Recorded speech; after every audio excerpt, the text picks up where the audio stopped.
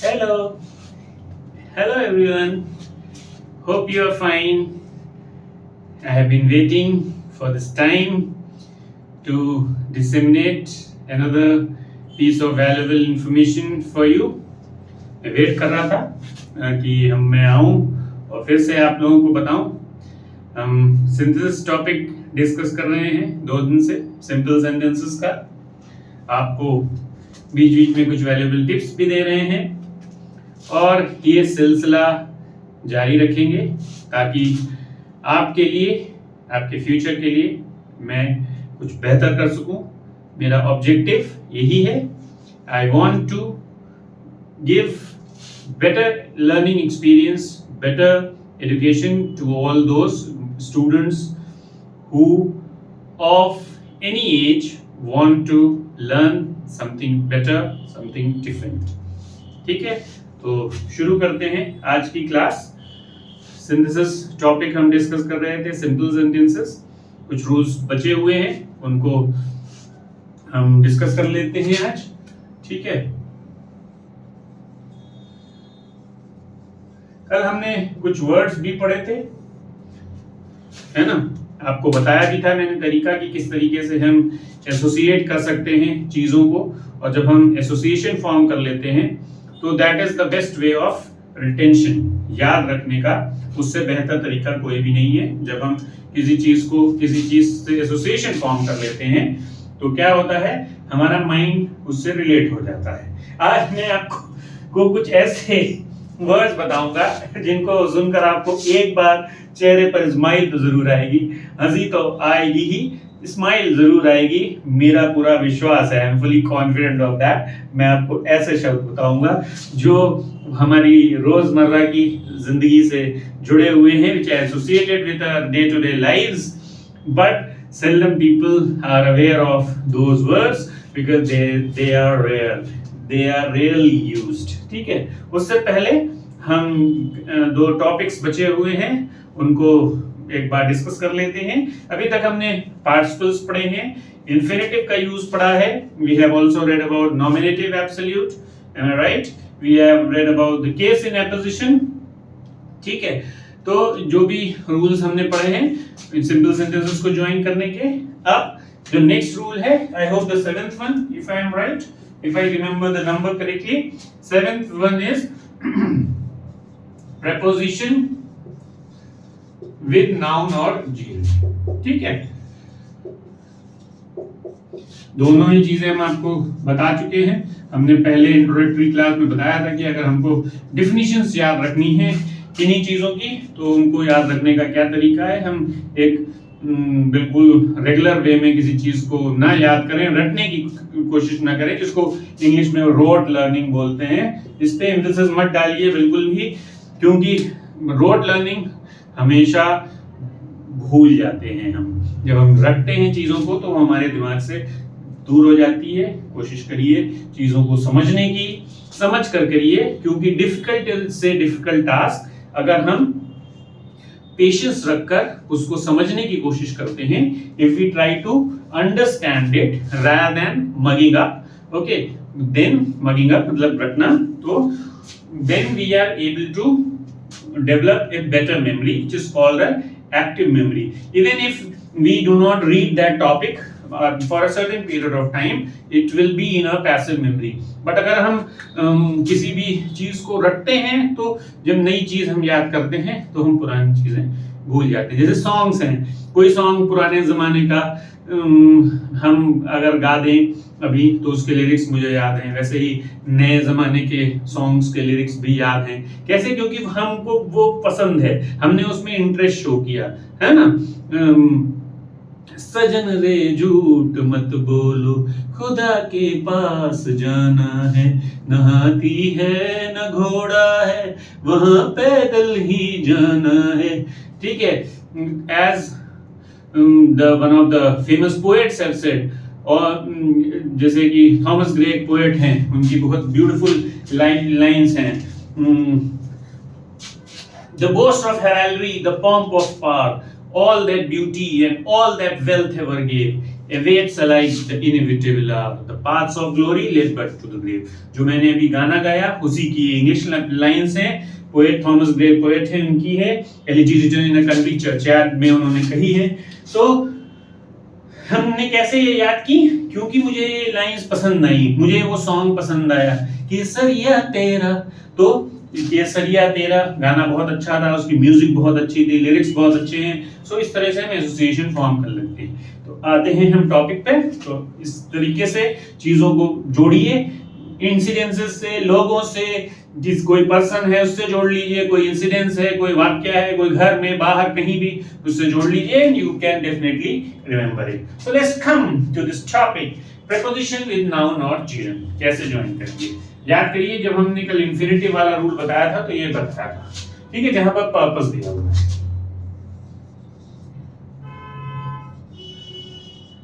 She went to Paris, okay, यहाँ पर दिया हुआ है purpose. She went to Paris, she went on a tour, ठीक है, tour not tour, ये ट्रांसलेशन भी आपको बता देते हैं। This is tour not tour, mostly बच्चे इसको टूर बोलते हैं, no this is not tour, this is tour, okay, tour R pronounce नहीं होता है, ठीक। She went to Paris, she went on a tour, तो हम इसको कैसे लिखेंगे, जैसे कि इंफिनिटिव के केस में बताया था आपको, पहले सेंटेंस को वैसे ही लिखना है, she went to Paris। अब पर्पस दिया हुआ है यहाँ पर, वो क्यों गई, टूर करने के लिए गई हुई, ठीक है। तो हम इसके लिए, क्योंकि हमको प्रीपोजिशन विद नाउन या प्रीपोजिशन विद gerund यूज करना है, तो दो तरीके से यूज कर सकते हैं। यहाँ पर प्रीपोजिशन ऑलरेडी दी हुई है, तो हम इसको यहाँ ऐसे लिख सकते हैं, she went to Paris on a tour, तो ये नाउन हो गई। और अगर हम इसी सेंटेंस को, in the same sentence we want to make use of preposition with gerund, so what we'll be writing, she went to Paris for touring, ठीक है, टूर करने के लिए गई। तो दोनों का मतलब एक है, both have the same meaning, but one is preposition with noun and another one is preposition with gerund। तो इस तरीके से देखिए, इंफिनिटिव के भी यूज में केस में क्या करते थे हम, टू के साथ यूज करते थे वर्ब को, ठीक है। यहाँ पर क्या लिखते हैं, अगर इंफिनिटिव का यूज होता, she went to Paris to tour, है ना, टूर करने के लिए गई, तो करना फॉर टूरिंग, टूर करने के लिए गई। समझ में आया? एक एग्जांपल और देख लेना, it will be very clear to you then. एक एग्जांपल और देख लेते हैं। आज की टिप नहीं बताई अभी हमने, एक सजेशन दिया था आपको रिटेंशन का, सॉरी मैंने रब कर दिया रिटेंशन वाली बात पर, ठीक है, तो थोड़ा सा फोकस रहना चाहिए। देखिए एक मिस्टेक हुई, we should be focused with what we are doing, जरा सा ध्यान हटा and mistake happens, so whenever we are doing, we should be very focused on our attempt or the perseverance। The tip of the today is that we should always be perseverance रखना चाहिए, यानी कि hard work और dedication हमेशा। अभी मैं कुछ दिन पहले मैं अपने कॉलेज में एक यूपीएससी रैंकर से मिला, मैं आपको वाक्य बता दूं, एक यूपीएससी रैंकर से मिला जो कि 180th पोजीशन पर उन्होंने अभी एग्जाम्स को क्वालिफाई किया है, सेलेक्ट हुए हैं। तो ही सेड दैट उन्होंने 6th अटेम्प्ट में उसको क्वालिफाई किया एंड ही टोल्ड, क्या उन्होंने बताया कि इंपॉर्टेंट फैक्टर जो मैंने आपसे कहा भी है और अभी भी जिक्र किया था, कि हमको प्रयत्नरत रहना है। We have to keep working on a goal, don't keep a never say die spirit, है ना। I was ever a fighter so one fight more, तो हम लड़ते रहेंगे, we will keep striving unless until I get success. Luck definitely plays a little bit of part, लेकिन हमारे जो attempts हैं, हमारे जो एफर्ट्स हैं, वो 100% ही होने चाहिए, then only luck will play its part. Okay, तो एक एग्जांपल और देख लेते हैं।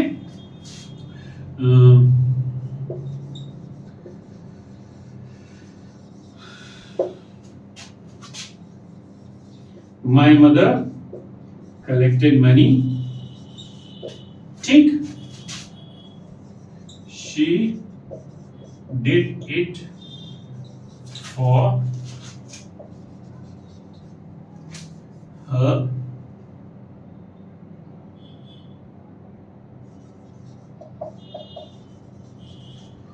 she did it for her kitchen makeover। ठीक है, तो मेरी माँ ने पैसे कलेक्ट किए, उन्होंने काहे के लिए कलेक्ट किए?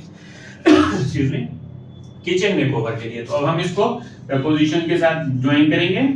माय मदर, जैसा कि पहले बताया आपको, जो एक्शन है उसको पहले ही लिखेंगे, पर्पस उसके बाद आएगा। माय मदर कलेक्टेड मनी, काहे के लिए उन्होंने मनी कलेक्ट की? For her kitchen makeover. ये हो गया प्रपोजिशन विद नाउन, ठीक है, फॉर हर किचन मेकओवर। ठीक, और अगर हम इसको ज्वाइन करना चाहें जीरन से, तो जो वर्ब है उसको हम आईएनजी में चेंज कर देंगे। My mother collected money for making over her kitchen. ठीक, तो ये हो जाएगा प्रपोजिशन विद जीरन। समझ में आया? तो दोनों ही तरीके से सेंटेंस को ज्वाइन किया जा सकता है, by making use of preposition with noun and preposition with gerund as well. जिसको समझ में ना आया हो वो दोनों सेंटेंसेस को देखकर अच्छे से समझ सकता है। ठीक है, अब बढ़ते हैं नेक्स्ट रूल की तरफ।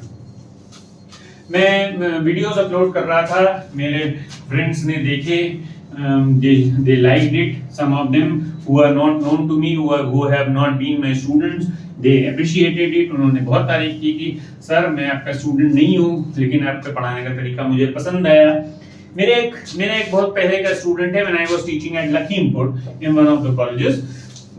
He is a doctor now. Okay, वो डॉक्टर हैं, मिस्टर हिमांशु डॉक्टर साहब हैं हमारे। कल उनसे बात हो रही थी। एक बहुत अच्छा वाक्या हुआ कल कि इस वीडियो बनाने के और इन क्लासेस को शुरू करने के साथ ही मैंने हिमांशु से, जो डॉक्टर साहब हैं हमारे, उनसे हमने काफी लंबी बात की। So this was something really wonderful which happened yesterday, and he also suggested me certain things. लेकिन ये चीज मुझे बहुत पसंद आई कि चलो इसी एफर्ट के बहाने एक ऐसे स्टूडेंट से जिनसे मैं टच में तो था, बातें कम होती थी, he always had helping hand in case of any illness, उन्होंने मेरी मदद की है हिमांशु ने हमेशा। लेकिन कल उनसे मेरी काफी देर तक बात होती रही and about different things of life. So he said, sir, your video was really wonderful, it was motivating, और आप इसको और इंटरेस्टिंग बनाइए। तो मेरा भी यही मानना है कि मैं आपके लिए कुछ वंडरफुल, कुछ डिफरेंट लाऊं जिससे आपको बेहतर फील हो। ठीक है, और आप ज्यादा इंफॉर्मेशन पा पाए यूजिंग एडवर्ब और एडवर्बियल फ्रेज। अब एडवर्ब क्या होता है इसको बताने से पहले अब क्या बताता हूं मैं, वर्ड ऑफ द डे। मैंने कहा आप हंसोगे, definitely you are going to laugh by seeing those two words today. First one is, सुना है इसके बारे में? सलमा गुंडी। सलमा कौन है? गुंडी है। मैंने ये वर्ड ऐसे ही याद किया है क्योंकि वैसे शायद ये याद नहीं रहता, और इसका बहुत ही कॉमन सा मीनिंग है मिक्सचर। इसका मीनिंग है मिक्सचर ऑफ सर्टेन थिंग्स, किन्हीं चीजों का मिक्सचर। तो सलमा क्या है? गुंडी है। गुंडे तो सुने होंगे आपने, गुंडी वर्ड नहीं सुना होगा। बॉलीवुड बहुत ज्यादा यूज करता है गुंडे, सोसाइटी में गुंडे होते हैं, ठीक है, लेकिन गुंडी वर्ड किसी ने नहीं यूज किया, तो इंग्लिश ने गुंडी यूज किया। English is a very funny language. इसका बेस्ट एग्जांपल है, एक धर्मेंद्र की मूवी है, आपने पता नहीं देखी है कि नहीं देखी है तो देखिए। उसमें लैंग्वेज के ऊपर ही फोकस है कि कैसे हिंदी और इंग्लिश जो भाषाएं हैं वो दोनों ही बिल्कुल डिफरेंट हैं, दे हैव डिफरेंट एट्रीब्यूट्स। वहां पर चुपके उस मूवी का नाम है, स्टारिंग धर्मेंद्र एंड शर्मिला टैगोर। उसमें ओम प्रकाश हैं, वो बहुत अच्छे, बहुत पुराने कॉमेडियन हैं, जैसे हमारे कॉमेडियंस आजकल के होते हैं, जॉनी लीवर होते हैं, है ना, वैसे ही वो कॉमेडियन है, कमेडियन, एक्चुअल कॉमेडियन पुराना है और जो नया प्रोनाउंसिएशन है वो कमेडियन। ओके, तो वो उन्होंने बताया कि कैसे इंग्लिश जो है वो फनी लैंग्वेज है, डीओ डू और जियो गो क्यों नहीं, वाई जियो इज गो। तो उस पे उन्होंने बात की है, उसको कहते हैं लेक्सिकोलॉजी। जब हम चीजों को, शब्द कैसे बनते हैं वो लेक्सिकोलॉजी में पढ़ाया जाता है। अगर आप में से कोई हायर लेवल पर फोनेटिक्स पढ़ेंगे इंग्लिश में तो आप सीखेंगे कि how the word formation takes place. तो सलमा गुंडी इज अ मिक्सचर। इसका एक और सिनोनिम आपको बता दें, potpourri, इसका प्रोनाउंसिएशन है potpourri। ओके, और तो इसका भी मतलब है मिक्सचर। ठीक है, ये दो वर्ड्स हैं। और next word of the day is, ये भी आपको बहुत इंटरेस्टिंग लगेगा, इसका प्रोनाउंसिएशन है बूंदोगल। तो गूगल है, गूगल की बूंदे हैं बूंदोगल, ऐसे मैंने याद किया। और इसका नाम क्या है, इस तरीके के लोग, इस तरीके के जो पर्सन्स होते हैं जिनकी ये कैरेक्टरिस्टिक होती है, ये हर जगह पाए जाते हैं। ये वर्किंग प्लेसेस में भी होते हैं, हमारे क्लासेस में भी होते हैं। एक बहुत कॉमन सा फ्रेज जो वर्किंग है, जिन्होंने शायद या स्टूडेंट्स ने भी सुना होगा लोगों के मुंह से, बहुत कॉमन सा टर्म यूज किया जाता है, बने रहो पगला काम करेगा अगला। जो ये जनरल लोकल भाषा है उसकी मैं बता रहा हूँ। तो बूंदोगल means you look silly, okay, you look silly and don't pretend only to do work। ठीक है, pretend doing work, आप काम मत करिए लेकिन प्रिटेंड करिए। दूर से कोई आपके बॉस आए, आपके हेड आए, वो देखें अरे बंदा बहुत बिजी है, बार बार जाकर sir what's to be done, sir what's to be done, ma'am what the next project, but you are not actually doing it, you are not actually performing it, but somebody else is doing on your behalf because they want to prove themselves, they are hard working then rather than the person whom we are talking about। तो ये क्या है, बूंदोगल means pretend doing work, आप pretend करते हैं। ठीक है, तो ये थे आज के words as per my classes initiative that I will at least give you 2 words every day। So these were the 2 words of today। देखो मैं नेचुरल वे में बिल्कुल पढ़ाऊंगा, कहीं पर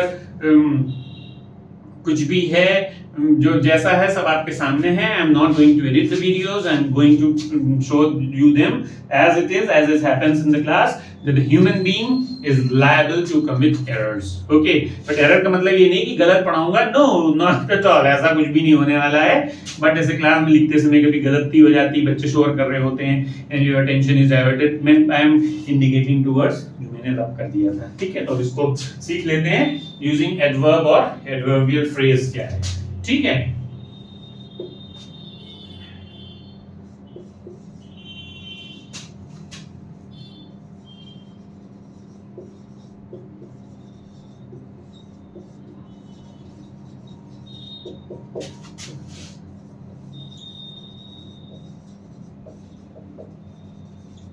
अब देखिए, he came to the station and he came on time। तो एडवर्ब्स के, हाँ पहले तो एक बार पढ़ लेते हैं एडवर्ब क्या होती है। एडवर्ब क्या है, adverb, something which adds to the meaning of a verb, something which also adds to the meaning of an adjective as well as another adverb। तो एडवर्ब क्या है, एडवर्ब बहुत सारे तरीके की होती हैं, मैनर की होती है, डिग्री की होती है, टाइम की होती है। ठीक है, तो कई तरीके की एडवर्ब्स होती हैं। तो यहाँ पर दिया हुआ है टाइम की दी हुई है कि वो स्टेशन पर आया, कैसे आया, how he came on time. तो जब हम इसको लिखेंगे एडवर्बियल फ्रेज से भी लिख सकते हैं और एडवर्ब यूज करके। मोस्टली एडवर्ब्स ly लगाकर बनती हैं, एक्सेप्ट फ्यू, जो कि रूल बताया मैंने आपको पहले क्लास में कि ग्रामर में रूल्स के एक्सेप्शंस हैं, ठीक है, और almost all the rules have certain exceptions in grammar, तो कहीं पर नहीं भी वो रूल फॉलो हो सकता है। तो यहां पर क्या होगा, he came to the station timely, ठीक, ऑन टाइम को हमने एडवर्ब फॉर्म में चेंज कर लिया, कैसे आया, timely, because most of the adverbs are formed by adding L Y. अब दूसरा सेंटेंस देख लेते हैं।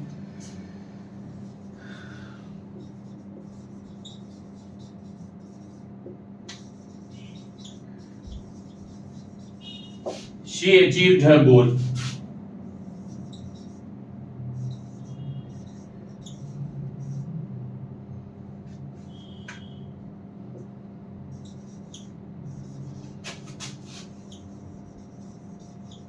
She did it with confidence. अब सेंटेंस है she achieved her goal, she did it with confidence. उसने गोल अचीव किया, कैसे अचीव किया, कॉन्फिडेंस के साथ अचीव किया, ठीक है। तो क्या लिखेंगे हम, she achieved her goal, और with confidence को हम चेंज कर लेंगे, कॉन्फिडेंस का एडवर्ब क्या होगा, yes, somebody is correctly saying it, confidently, exactly, you're right, on the money. On the money is an idiom, आजकल बहुत ज्यादा यूज होता है ये करंट कमेंट्रीज में, स्पेशली क्रिकेटर्स, क्रिकेट की कमेंट्री और फुटबॉल स्पोर्ट्स रादर, ने इज अनदर वर्ड। देखिए मुझे जब मैं पढ़ाना शुरू करता हूँ, जो फ्लो में पूरे पढ़ा रहा होता हूँ, तो मुझे वर्ड्स अपने आप आते जाते हैं, तो मैं सोचता हूँ क्यों ना मैं बच्चों को नए नए वर्ड्स बताऊं, and this is how I teach in the class. मैं बच्चों को नई वोकैबुलरी बताता चलता हूँ। ने का मतलब होता है रादर, अभी जो वर्ड यूज कर रहे थे की जगह पर, तो वही ने भी है। तो she achieved her goal confidently, तो उसने कैसे अचीव किया, कॉन्फिडेंटली अचीव किया, ठीक है। अगर हम इसको एडजेक्टिव फ्रेज से ज्वाइन करना चाहते हैं, तो हम जो फ्रेज यूज हुआ है वहां पर वो ही यूज कर देंगे, she achieved her goal, और कैसे अचीव किया, with confidence, ठीक है। ये हो गया फ्रेज, कॉन्फिडेंस के साथ, फ्रेज हुआ कॉन्फिडेंस के साथ, तो विद कॉन्फिडेंस उसको उतार दिया, तो ये क्या हो गया, एडवर्बियल फ्रेज हो गया, ठीक है। तो इस तरीके से एडवर्ब और एडवर्बियल फ्रेज से सिंपल सेंटेंसेस को ज्वाइन करेंगे। सो मैंने आपको सभी तरीके बता दिए कैसे सिंपल सेंटेंसेस को ज्वाइन किया जाएगा। एक क्विक रिकैपिचुलेशन करते हैं। सिंथेसिस क्या है, सिंपल सेंटेंसेस क्या है, simple sentences are those which are having only one finite verb. Finite verb क्या है, the verbs which depend upon the subject, यानी कि जो सब्जेक्ट के अकॉर्डिंग अपने रूप को बदलती हैं, वो क्या है, they are finite verbs। और नॉन फाइनाइट या इंफिनिटिव्स कितने भी हो सकते हैं किसी भी सेंटेंस में। तो सिंपल सेंटेंसेस और उसके रूल्स आपको बताए। Hope you have understood. If any queries you can definitely message me, you can comment and ask about if any discrepancy is, if any kind of doubts are there in your mind, ठीक है। Now the next thing I am going to talk about is the compound sentences। आज compound sentences का introduction बता दे रहे हैं, फिर कल से बताऊंगा कि compound sentence को जोड़ेंगे कैसे, synthesis कैसे करेंगे, ठीक है। तो hope you have enjoyed those two words, Salma गुंडी and गुंदुगल। इनके प्रोनाउंसिएशन भी ध्यान रखिएगा, ये बहुत अच्छे प्यारे वर्ड्स हैं, रेयरली आपको देखने को मिलेंगे। इसी तरीके से आपको नए नए वर्ड्स लाता रहूंगा। मैं रोज ही न्यूज़पेपर पढ़ता हूँ, the Indian express which I am reading for quite long time now, and every day by reading I am also getting new vocabulary. अरे हाँ, एक इंपॉर्टेंट न्यूज आपसे शेयर करना भूल गया, बहुत बिल्कुल सरप्राइजिंग, बिल्कुल डिफरेंट तरीके की न्यूज जो आपने जैसा कभी भी कहीं भी नहीं पढ़ा होगा ना सुना होगा। I am 100% sure of it, you would be gobsmacked to hear it, shocked and surprised at the same time, ठीक है। वो न्यूज ये है, वेस्ट अफ्रीका में मॉरिशियन एक छोटी सी जगह है, place, city you can say, कस्बा छोटा सा, ठीक है, वहां पर एक रूल है कि जब विमेन का डिवोर्स हो जाता है, ऑल्दो ये आई am not motivating all those women who are watching this channel, who are watching this video, but I am just sharing you some good information. It can be good for the women who are divorcing there. तो वहाँ क्या rule है, जो लोग divorce करती हैं ladies, वो party करती हैं on the day of the divorce, in the evening they party. And why, उसका रीजन क्या है? The women there or the girls are married by the time they turn 18. तो जब 18 साल की होती हैं तब तक ही उनकी शादी कर दी जाती है. इसकी वजह से उनके फ्यूचर खराब हो जाते हैं.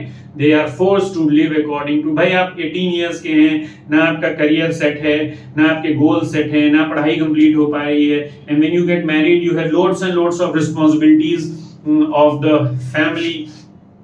तो उनके चक्कर में पड़ जाते हैं. और कितने लोग होंगे, मेरे ख्याल से 10% होंगे केवल उन विमेन से जो पढ़ाई के बाद शादी के बाद पढ़ाई कर पाते हैं ना. Am I right? I hope I am right. So in that scenario वो वहां पर ये सीन है कि विमेन पार्टी करती हैं, सेलिब्रेट करती हैं अपना इंडिपेंडेंस, कि now they are independent and then they look on to do certain things. आगे इससे ज़्यादा डिटेल नहीं दी हुई थी, इतनी इंफॉर्मेशन दी थी.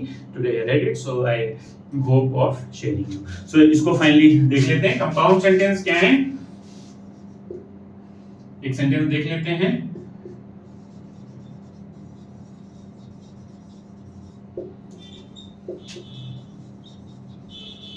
I am going to market, but I will not buy your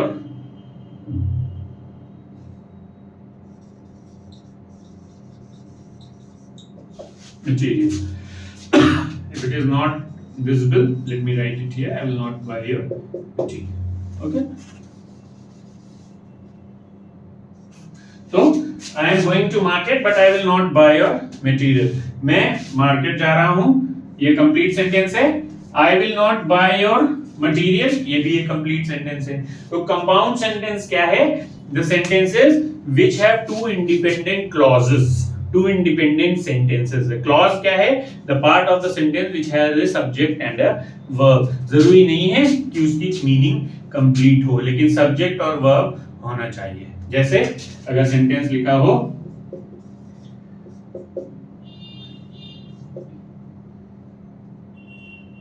if it rains, तो इसमें क्या है? सब्जेक्ट है और वर्ब भी है, ठीक है, लेकिन ये मीनिंग कंप्लीट नहीं दे रहा है. तो इसलिए पार्ट ये क्लॉज हुआ, ठीक है. तो जो पार्ट जिसकी में सब्जेक्ट और वर्ब हो वो क्या होता है? क्लॉज होता है. तो जिसमें दो इंडिपेंडेंट क्लॉजेस हैं, यानी कि अगर इस सेंटेंस को हम तोड़ दें तो दोनों में से किसी भी एक की मीनिंग डिस्टर्ब नहीं होगी. इसको क्लियर करने के लिए हम एक कॉम्प्लेक्स सेंटेंस लिख देते हैं, फिर कॉम्प्लेक्स बाद में बताएंगे, परेशान नहीं होइएगा, बताएंगे इसको कॉम्प्लेक्स भी बताएंगे. जब कॉम्प्लेक्स सेंटेंस बताएंगे, व्हेन आई रीच्ड होम, जब मैं घर पहुंचा. तो अब जब मैं घर पहुंचा, मुझे हमें मीनिंग चाहिए ना कंप्लीट करने के लिए.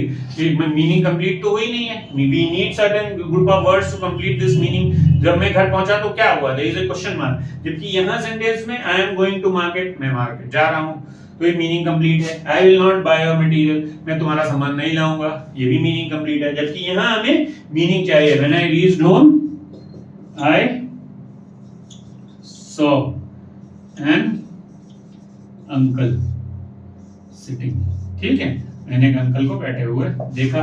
तो अब हमें इस पार्ट को चाहिए था. तो ये डिफरेंस है कि कंपाउंड में सेंटेंस को तोड़ लेंगे तो सेंटेंस की मीनिंग टूटेगी नहीं, सेंटेंस की मीनिंग इनकम्प्लीट नहीं रहेगी. समझ में आया?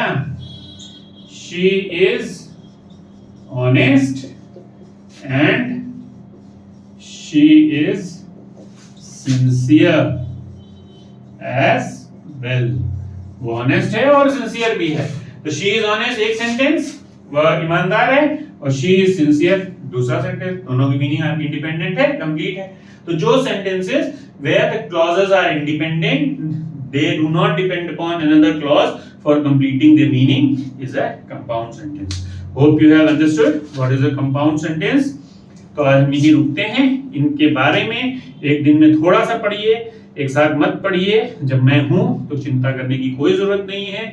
हम सारे टॉपिक्स ग्रामर के कंप्लीट करेंगे up to the standards of yours to make it easy and feasible for you to learn more, and we'll keep bringing new things every day. Hope you enjoyed today's class also.